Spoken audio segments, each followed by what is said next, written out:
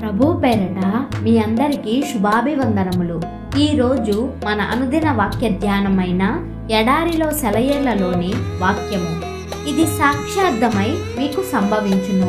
లూకాసు వార్త 21వ అధ్యాయము 13వ వచనము. జీవితం ఏటవాలు బాట. ఎవరైనా పైన నిలబడి రమ్మని మనల్ని పిలుస్తూ ఉంటే సంతోషంగా చేతులూపుతూ ఉంటే బాగుంటుంది. మనందరం ఎక్కిపోయే వాళ్ళమే. మనం ఒకరికొకరు సహాయం చేసుకోవాలి. కొండలెక్కడం అన్నది కష్టతరమైనదే గాని మహిమాన్వితమైనది. శిఖరాన్ని చేరాలంటే శక్తి, స్థిరమైన నడక అవసరం. ఎత్తుకు వెళ్తున్న కొద్దీ దృష్టి విశాలమవుతూ ఉంటుంది. మనలో ఎవరికైనా ఏదన్నా విలువైనది కనిపిస్తే వెనక ఉన్న వాళ్లను పిలిచి చెబుతూ ఉండాలి. నాకంటే నువ్వు ముందుకు వెళ్ళిపోతే వెనక్కి తిరిగి నన్ను పిలువు. ఈ రాళ్ల దారిలో నీ పిలుపు నా హృదయాన్ని సంతోషపెట్టి నా కాళ్లను బలపరుస్తుంది.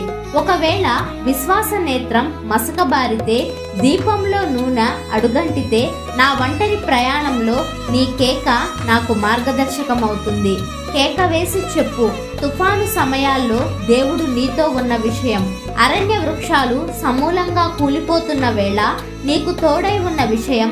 ఆకాశాలు గర్జించి భూకంపం పర్వతాలని కదిలించిన వేళ ప్రశాంత వాతావరణంలోకి నిన్ను తీసుకుపోయిన విషయం.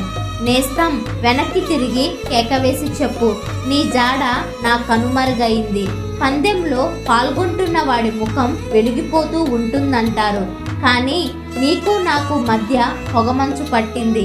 నా కన్ను మసకబారింది. దేవుని మాటల కోసం కనిపెట్టినప్పటికీ ఆయన మహిమను చూడలేకపోతున్నాను.